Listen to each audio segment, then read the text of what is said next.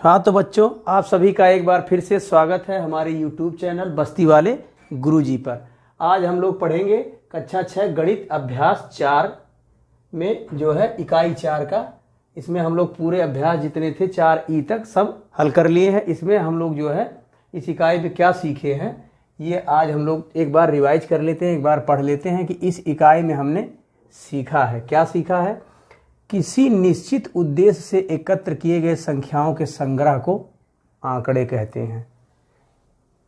अब आंकड़े परिवर्तनशील होते हैं। क्या होते हैं आंकड़े? आंकड़े परिवर्तनशील होते हैं। मान लेते हैं किसी चीज का आंकड़ा मान लेते हैं, जैसे मान लेते हैं कि गेहूं उत्पादन मान लेते हैं। क्या मान लेते हैं? गेहूं उत्पादन मान लेते हैं हम लोग। मान लेते हैं किसी वर्ष 100 कुंटल हुआ है ना, और किसी वर्ष 102 कुंटल हुआ, और किसी वर्ष 104 कुंटल हुआ। तो यही आंकड़े होते हैं। ये 3 वर्ष का अगर आंकड़ा लिया जाए तो ज़रूरी नहीं है कि वो हमेशा जो है एक ही चीज़ बना रहे। कोई लड़का है, जैसे मान लेते हैं वो हिंदी में कुछ नंबर पाया है और जो है अंग्रेजी में कुछ और नंबर पाया है, तो ये सब आंकड़े होते हैं, एक रिपोर्ट होती है। और उसके बाद हम लोग देखेंगे सजातीय आंकड़े होने पर तुलना करके निष्कर्ष निकाला जा सकता है। तो आंकड़े सजातीय होने चाहिए। ऐसा नहीं है कि ये 100 क्या है, ये 100 कुंटल है ना, क्या है 100 कुंतल, ये 100 कुंतल है, ये 102 कुंतल है। अब इसी में आ जाए किसी को प्राप्तांक आ जाए किसी का, तो अब ये प्राप्तांक जो है ये अलग चीज़ हो गई ना। क्या है ये प्राप्तांक? मान लेते हैं कोई 80 नंबर पाया है 100 में से, 100 में से कोई 80 नंबर पाया है। अगर 100 में से 80 नंबर, यहाँ 90 नंबर मान लेते हैं पाया है, तो ये 90 नंबर और ये 80 का, इसका तुलना हम इससे नहीं कर सकते हैं ना। ये कुंतल है, ये उत्पादन है गेहूं का, ये अलग चीज़ है, और ये हमारा जो है प्राप्तांक ये अलग चीज़ है। तो कहने का मतलब है कि सजातीय आंकड़े होने चाहिए। क्या होने चाहिए? आंकड़ा जो हमारा हो वो सजातीय होना चाहिए। यानी अगर उत्पादन गेहूं का हो तो वो सब उत्पादन से ही संबंधित हो। ऐसा नहीं कि उसमें प्राप्तांक आ जाए या जो है और कोई दूसरा डेटा आ जाए, तो उस तरह का नहीं होना चाहिए। एक ही चीज़ होनी चाहिए, तभी आंकड़ों की तुलना हम लोग कर सकते हैं और तभी उसका कुछ निष्कर्ष निकाला जा सकता है कि गेहूं का उत्पादन मान ले लेते हैं तो ये 100 हुआ, फिर 102 हुआ, फिर 104 हुआ। तो ये क्या हो रहा है, इसका तुलना करके ये निष्कर्ष निकलेगा कि पहले साल 100 था, दूसरे साल 102 हुआ, तीसरे साल 104 हुआ। तो मतलब ये आंकड़ा क्या हो रहा है, मतलब उत्पादन हमारा बढ़ रहा है। निष्कर्ष यही निकलेगा। और आंकड़े समूह में एकत्र किए जाते हैं। आंकड़े जो होते, आंकड़ा तो किसी एक चीज़ का होता नहीं है, आंकड़ा तो हमेशा समूह का ही होगा ना। और इसमें देखिए, इसमें लिखा भी गया है कि संख्याओं के संग्रह को ही आंकड़े कहते हैं। किसी एक संख्या का कोई आंकड़ा नहीं होता है। आंकड़े हमेशा जो है समूह में ही होते हैं। और ये क्या है, आंकड़े सदैव संख्यात्मक राशि में होते हैं। ये भी सही है। हम पढ़ भी रहे हैं, क्या पढ़ रहे हैं? सांख्यिकी पढ़ रहे हैं। क्या पढ़ रहे हैं? सांख्यिकी पढ़ रहे हैं। तो सांख्यिकी में हम लोग स्टैटिस्टिक्स जिसे बोलते हैं, ये जो है अगर हमारे आंकड़े संख्या में रहेंगे तभी हम अध्ययन कर पाएंगे। किस में रहेंगे? संख्या में। आंकड़े हमारे क्या होने चाहिए? संख्या में होने चाहिए। आंकड़े हमारे क्या होने चाहिए? संख्या में होने चाहिए, तभी इनका हम अध्ययन कर पाएंगे। चैप्टर का अभ्यास का नाम ही है सांख्यिकी। तो इसमें लिखा हुआ आंकड़े हमेशा क्या होना चाहिए? सदैव संख्यात्मक राशि में होना चाहिए। अब इस तरह थोड़ी ना कोई जो है आंकड़ा हो सकता है, जैसे चरित्र हुआ, दया हुई, भावना हुई, ये सब कुछ नहीं, वो हमेशा गिनती में ही होंगे आंकड़े। और उसके बाद क्या है, आंकड़े मूल रूप से अव्यवस्थित होते हैं। इन्हें अपरिष्कृत आंकड़े अथवा कच्चे आंकड़े कहते हैं। अब मूल रूप से जैसे कुछ है आंकड़े, जैसे मान लेते हैं कि जैसे एक विद्यालय है। क्या है? एक विद्यालय है। अब इस विद्यालय में मान लेते हैं किसी को 100 नंबर मिला।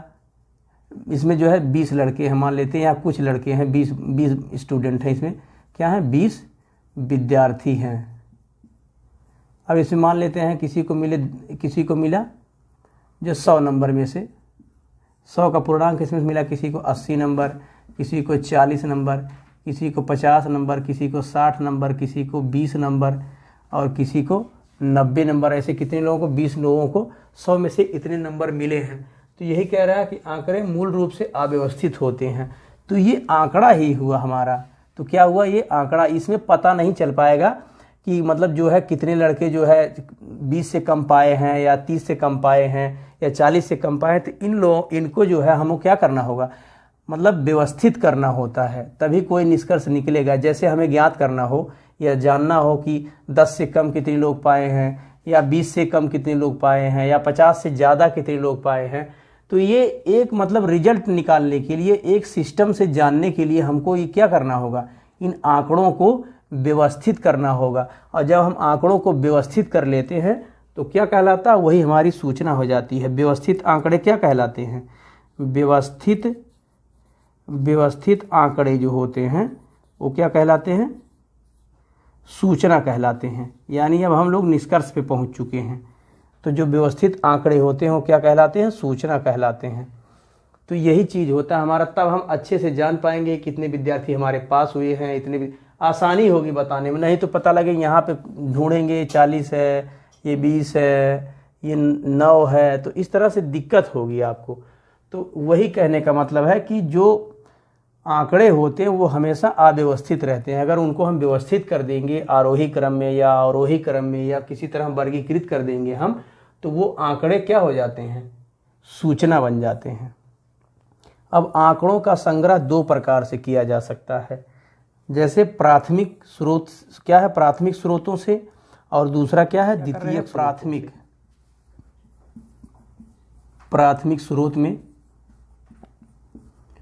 प्राथमिक स्रोत में हम अपने लिए कुछ कर रहे हैं, जैसे कोई चीज़ हो, जैसे हम कितना घंटा डेली पढ़ रहे हैं। जैसे मान लेते हैं कि एक दिन हम, एक हफ्ता की बात है, मान लेते हैं एक हफ्ते में 7 दिन को हम क्या करते हैं, एक दिन 2 घंटा पढ़े, एक दिन 4 घंटा पढ़े, 6 घंटा पढ़े, 8 घंटा पढ़े, उसके बाद 5 घंटा पढ़े, 6 घंटा पढ़े। इस तरह जो है 1 2 3 4 5 6 7 दिन मान लेते हैं, या इस दिन 10 घंटा पढ़े। तो ये जो है हम आंकड़ा निकालेंगे अपना कि हम जो है औसतन जो है कितना घंटा डेली पढ़ते हैं। तो जो है इसको हम क्या करेंगे, ये हमारे लिए है, ये हम अपने लिए जो है ये एक आंकड़ा निकालने के लिए ये डेली का घंटा हम लिखते चले जाते हैं। और यही जो है द्वितीयक में क्या हो जाता है, जो द्वितीयक आंकड़े होते हैं हमारे, क्या होते हैं, द्वितीयक आंकड़े।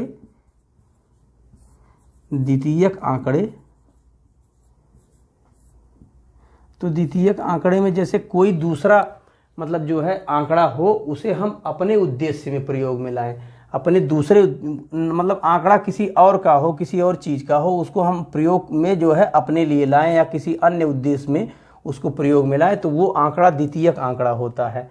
यानी कि वो स्वयं का नहीं बनाया होता है, वो किसी और ने बनाया होता है, वो दूसरे की चीज़ होती है, तो वो द्वितीयक स्रोत का होता है। और उसके बाद अपरिष्कृत क्या है, अपरिष्कृत आंकड़ों को व्यवस्थित करने के लिए 2 विधियों का प्रयोग करते हैं। क्या करते हैं, 2 विधियों का हम लोग प्रयोग करते हैं। कौन कौन सी, इसमें है आंकड़ों को व्यवस्थित करते हैं, क्या करते हैं, आंकड़ों को व्यवस्थित करना क्या है, ये 2 विधि से है। नंबर 1 आरोही हो, क्या हो, आरोही / अवरोही, ठीक है। और दूसरा क्या है, आंकड़ों का वर्गीकरण होता है। आंकड़ों, इसमें जो आरोही अवरोही में समझ लेते हैं, जैसे मान लेते हैं कि क्या है, संख्याएं ले लेते हैं, कुछ भी ले लेते हैं, संख्या ले लेते हैं, जैसे 9 ले लेते हैं, 6 ले लेते हैं, 5 ले लेते हैं, 4 ले लीजिए, 9 ले लीजिए, 8 ले लीजिए, जो है यहाँ 8, 10 ले लीजिए, 12 ले लीजिए, बस। अब इसको क्या करना है, हमें आरोही या अवरोही में व्यवस्थित करना है। तो आरोही या अवरोही में व्यवस्थित कर लेंगे तो ये जो है आंकड़ा क्या हो जाएगा हमारा, जब व्यवस्थित हो जाएगा तो ये क्या बन जाएगा, सूचना बन जाएगा। कब सूचना बन जाएगा, जब व्यवस्थित होगा। तो व्यवस्थित में वही होता है कि एक सिस्टम से बना दिया जाए, उसको घटते से बढ़ते रख दिया जाए या बढ़ते से घटते रख दिया जाए। अब इसी में मान लेते हैं जैसे ये आंकड़ों का वर्गीकरण, दूसरा में क्या है, दूसरा कैसे व्यवस्थित करेंगे, वर्गीकरण करके व्यवस्थित करेंगे। जैसे मान लेते हैं कि 100 लोग हैं, 100 व्यक्ति हैं, क्या है, 100 100 व्यक्ति मान लेते हैं, क्या है, 100 व्यक्ति हैं, ये संगम स्नान करने आए हैं। क्या आए हैं? संगम में नहाने आए हैं। ठीक है, संगम में स्नान के लिए आए हैं। तो अब इस 100 को क्या करेंगे हम लोग, इसका वर्गीकरण अगर करेंगे तो देखेंगे, वहाँ जाके हम लोग आंकड़ा निकालेंगे, पता करेंगे। तो कुछ लोग इसमें से ऐसे लोग होंगे जो गांव से आए होंगे। क्या होंगे? गांव से आए होंगे। अब कुछ लोग क्या होंगे, जो शहर के होंगे। क्या होंगे? कुछ शहर के होंगे। ऐसा भी हो सकता है ये कुंभ हो, महाकुंभ हो, तो उसमें कुछ लोग क्या हो सकते हैं, विदेशी भी हो सकते हैं, विदेश से आए हों। तो कहने का मतलब ये है कि हम इसका वर्गीकरण कर देंगे इन्हीं 100 व्यक्तियों में से, मतलब जो है गांव के आधार पे, शहर के आधार पे, या जो है देश विदेश के आधार पे, इनको हम लोग जो है वर्गीकरण करके उसमें से अलग कर देंगे। जैसे मान लेते हैं यहाँ 50 लोग आए हैं गांव से, गांव के लोग ज़्यादा नहाने आते हैं, शहर के लोग बहुत कम नहाते हैं। और ये जो शहर से मान लेते हैं, शहर से 25 लोग आए हैं, और जो है इसी में 25 लोग मान लेते हैं विदेशी आ गए। वो लोग घूमने यहाँ जो है थोड़ा सा टहलने घूमने चले आए संगम के नाम पे। तो ये चीज़ है। तो ये 50 है, ये 25, 25, 50, यानी कि ये 100 हो गया। तो ये चीज़ होती है हमारी वर्गीकरण में। हम लोग जो है वर्ग, एक मतलब समूह बना लेते हैं कि कौन गांव का है, कौन शहर का है, इस तरह से कर लेते हैं। और ये क्या है, आंकड़ों का वर्गीकरण गुणों के आधार पर अथवा वर्गांतराल के आधार पर करते हैं।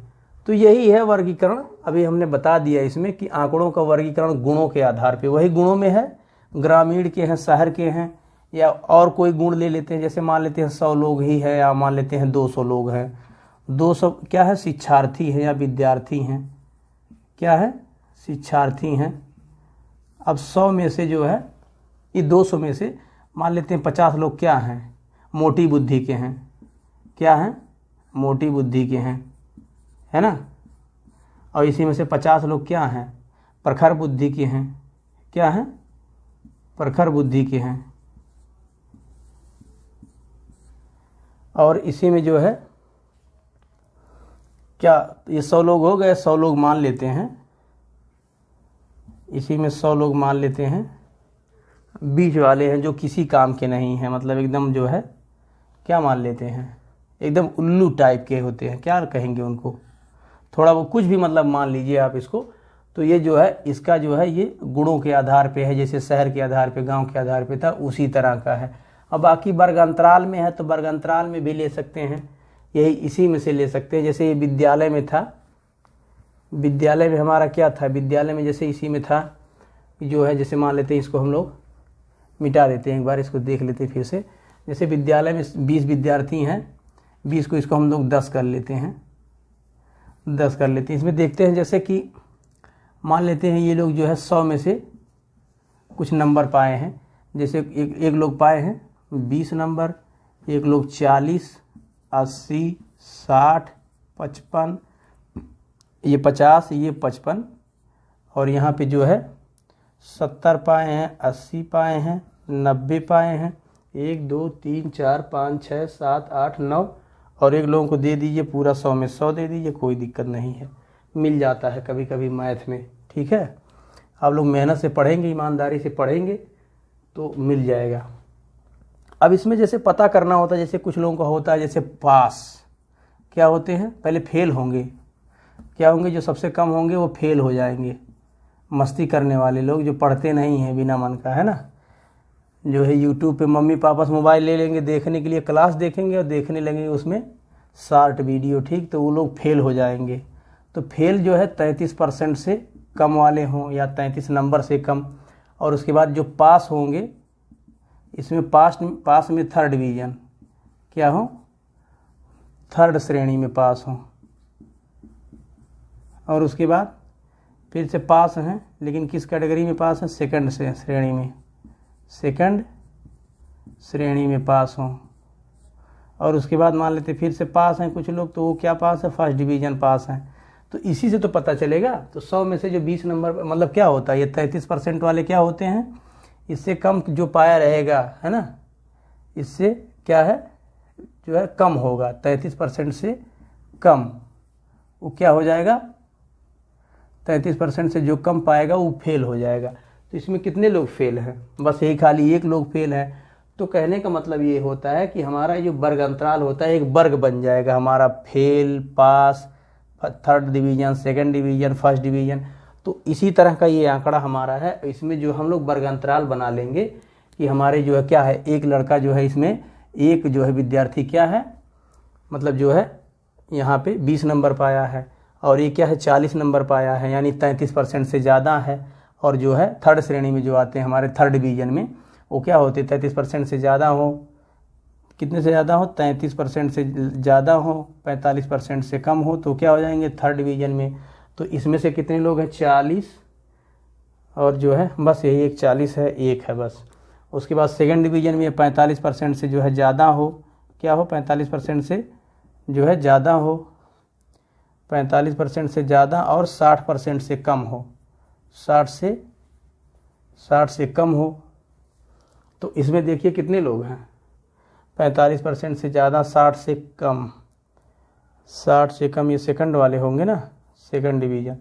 तो ये 1 2 बस 2 लोग हैं। तो कहने का मतलब यही वर्ग अंतराल हो जाएगा हमारा, है ना। और जो है इसमें फर्स्ट डिवीजन में तो 60% से जितने लोग ज़्यादा होंगे 70 90 80 100 60 80, यही जो है वर्ग अंतराल हमारा जाता है। इस तरह से हम लोग जो है आंकड़ों का वर्गीकरण करते हैं गुणों के आधार पे और वर्गांतराल के आधार पे। इस तरह से आप लोग देख लीजिए, बस इतना इसमें था हमें समझना। मोटा मोटी हम लोग ये बस जान लेते हैं कि जो हम लोग इस चैप्टर में पढ़े हैं जिस अभ्यास में, ये हम लोगों को ध्यान रहना चाहिए कि जो आंकड़े होते हैं अव्यवस्थित होते हैं, उनको अगर हम व्यवस्थित कर लेते हैं तो हमारे काम की चीज़ हो जाती है, जो सूचना बन जाती है, जिसे हम कहीं प्रकट कर सकते हैं, बता सकते हैं, दिखा सकते हैं। माने आगे रोही, क्या है आरोही माने आगे आना, ठीक है ना, यानी बढ़ते क्रम। क्या होता है बढ़ते क्रम ना, बढ़ते क्रम में। तो बढ़ते क्रम में क्या करेंगे, सबसे छोटी पहले लिखेंगे। देखिए सबसे छोटी संख्या पहले लिखते हैं, सबसे छोटी 1, फिर 2, फिर 3, फिर 4, क्या करेंगे बढ़ते क्रम में लिखते चले जाएंगे। उसके विपरीत क्या है अवरोही क्रम, ये क्या होता है आरोही क्रम, इसका विपरीत क्या होता है अवरोही क्रम, यानी कि क्या होता है घटते क्रम। क्या होता है ये घटते क्रम में। और घटते क्रम का मतलब छोटा लिखते जाएंगे, यानी सबसे बड़ा सबसे पहले लिखेंगे। क्या करेंगे सबसे बड़ा सबसे पहले। जैसे मान लेते हैं 10 तक की कोई संख्या है तो 10 से क्या करेंगे 9 8 7 6 5 4, ऐसे ऐसे हम लोग 1 0 ऐसे कर देंगे, ठीक। तो ये हमारा हो जाएगा अवरोही क्रम और आरोही क्रम। अब प्राप्त आंकड़ों से कुछ विशेष सूचना प्राप्त करने के लिए क्या करते हैं, उन्हें मिलान चिन्ह, ये मिलान मतलब टैली, कहते नहीं है अरे टैली नहीं कर रहा है, टैली का मतलब वही मिलान नहीं कर रहा है, यानी उसके जैसा मिल नहीं रहा है।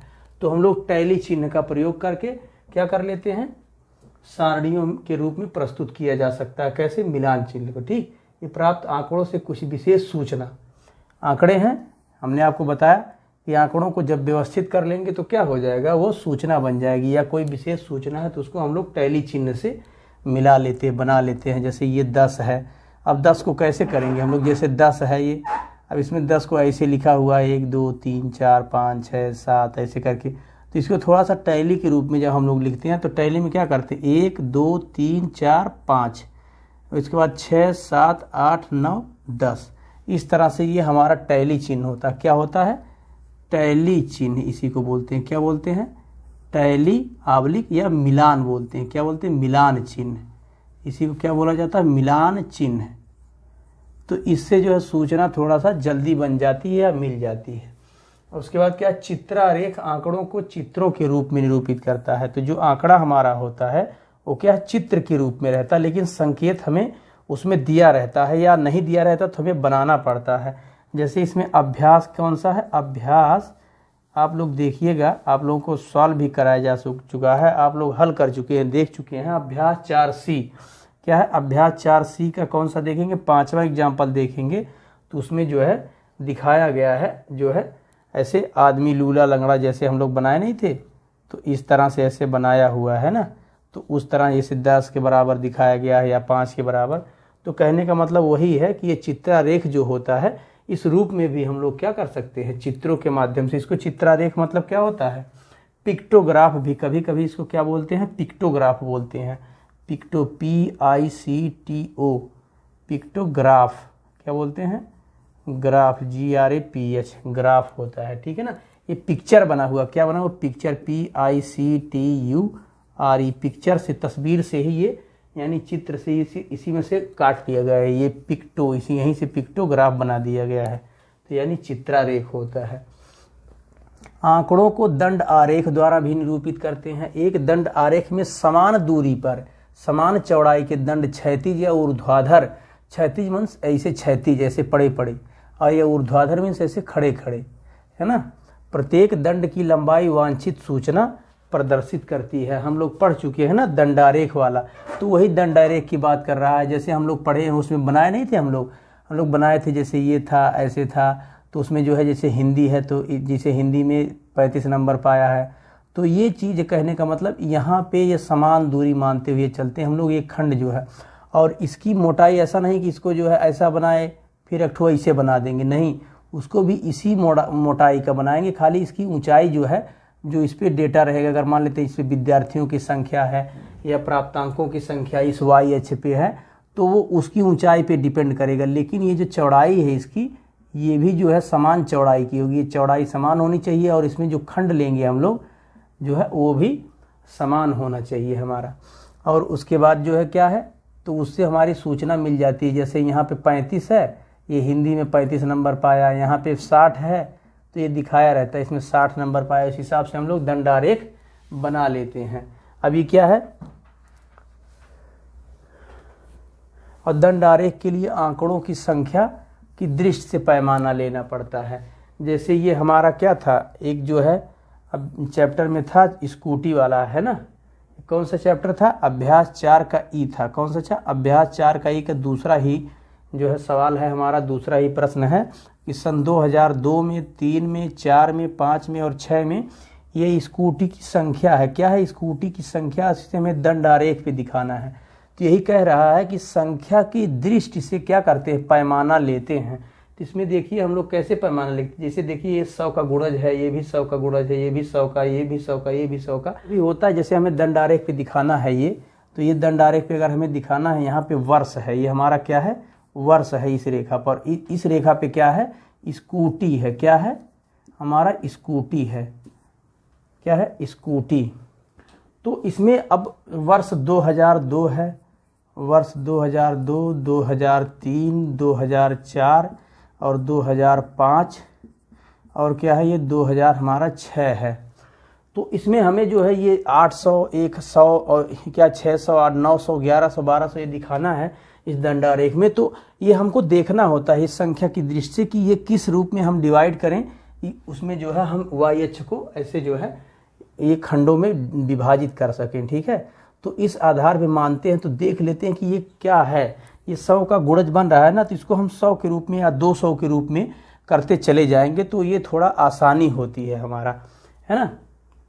तो कर लेते हैं हम लोग, ये 200 के रूप में कर लेते हैं, क्योंकि 1200 बहुत लंबा हो जाएगा। 100 मानेंगे तो ये जानते हैं कितना बहुत लंबा हो जाएगा। 200 मानेंगे तो थोड़ा छोटा हो जाएगा। तो यहाँ मान लेते हैं 0, यहाँ 200, यहाँ 400, यहाँ 600, यहाँ 800 और यहाँ क्या हो जाएगा 1000 और यहाँ 1200। देखिए इसी में आ गया। इसी को अगर हम 100 मानते तो यहाँ चला जाता, इसके ऊपर भी चला जाता, इसका 2 गुना हो जाता ना हमारा। यहाँ जैसे मानते 100, फिर ये 100, फिर ये 100, फिर ये 100, फिर ये 100, फिर ये 100, फिर ये 100, नहीं 100 नहीं, सॉरी, इसको 100 मानते अगर हम लोग तो बढ़ता जाता ना। तो ये 100 मानते तो बढ़ता जाता है। अगर ये 100 हुआ तो ये 200 होना चाहिए ना। ये 200, फिर ये 300, फिर ये 400, 500, 600, 700, 800, हमें दिखाना 1200 तक है। तो हमें देखिए 900 है ना, फिर 1000, फिर उसके बाद 1100। तो थोड़ा सा लंबा हो जा रहा है, इसलिए हम लोग 200 के मान लेते हैं ऐसे। तो इसी का कहने का मतलब यही है कि जो आंकड़ों को दंडारेख पे दिखाना रहे वो संख्या की दृष्टि से ही हम लोग मान लेंगे, उसी के आधार पे हम लोग लेंगे। तो ये 200 दिखाना है, तो दंड आरेख जब दिखाएंगे सन 2002 में कितना 800 है ना, तो ये हमारा 800 आ जाएगा। तो यहाँ तक हम लोग जो है इसे दिखा देंगे। उसके बाद 2003 में 600 है, तो यहाँ तक है, तो ऐसे ऐसे यहाँ तक आएगा, तो यहाँ तक दिखा देंगे ये। और उसके बाद क्या है, 2004 में 900 है, तो देखिए 900 कहाँ आएगा, इसमें तो इसमें नहीं दिखा रहा हूँ मैं इसको, जो है ये तो मैं ऐसे समझाने के लिए लिख दिया हूँ। ये वाला जो है समझाने के लिए है कि अगर ज़्यादा छोटा लेंगे 50-50 का मान लेंगे तो बहुत लंबा हो जाएगा ये, ठीक है, तो थोड़ा ठीक नहीं रहेगा। इसलिए हम लोग जो है 200-200 के अंतराल पे, और बड़ी बड़ी संख्याएं दी हो तो 400-400 पे मान लीजिए, 300-300 पे मान लीजिए, ठीक है, तो कोई दिक्कत नहीं है इस पर। बस ये हो गया। उसके बाद जो है 2004 में हम लोग 900 देख लेंगे, तो 900 कहाँ आएगा, 800 और 1000 के बीच में यही कहीं आएगा। तो बीचों बीच में ऐसे ऐसे करके यहाँ पे इसी के बैलेंस लाइन में ग्राफ आता, ग्राफ की कॉपी आती है, उसमें ये सब बनाया जाता है ना। तो ये आ जाएगा, तो ये जो है इसमें हो जाएगा। तो उसमें ये आपकी लंबाई चौड़ाई नहीं बिगड़ती, उसमें दिया रहता है, एक फिक्स रहता है, उसमें बना होता है। तो ये हो गया हमारा। उसके बाद 2005 में देख लेते हैं, 1100 है, तो ये 1100 कहाँ आएगा, 1000 और 1200 के बीच में, बीचों बीच में आएगा 1100, तो ये हमारा 1100 हो जाएगा। उसके बाद 2006 में कितना है, 1200 है, तो ये 1200 सीधे यहाँ आ जाएगा। तो इसको बना लेंगे ये 1200, इसको हम लोग डॉटेड लाइन में दिखाएंगे, ठीक है ना। ये लोग हमें जो क्या करेंगे, डॉटेड लाइन में दिखाएंगे, ठीक। ये क्या है, डॉटेड लाइन में है, ये चीज़ है, बस यही चीज़ दंडारेख में। कहने का मतलब मुझे केवल इतना ही समझाना था आप लोगों को कि जो दंडारेख बनाते समय कभी कभी दिक्कत होती है, जैसे ये जो दिया हुआ रहता है संख्या है 800 600, तो यहाँ पे क्या माने, तो यही मानने के लिए संख्या की दृष्टि से हम लोग एक मानदंड मानते हैं 100 के खंड में, 200 के खंड में, तो ये जो है आसानी होती है सॉल्व करने में। बाकी बस हम लोग इस सांख्यिकी में इतना ही सीखे थे। बाकी जो है हम लोग मिलते हैं अगली क्लास में, तब तक आप लोग इसे खूब अच्छे से कंठस्थ कर लीजिए, याद कर लीजिए, एकदम जो है मस्त रहिए, खूब व्यस्त रहिए, खूब पढ़िए लिखिए, और जो है मिलते हैं हम लोग अगले वीडियो में। तब तक के लिए बाय।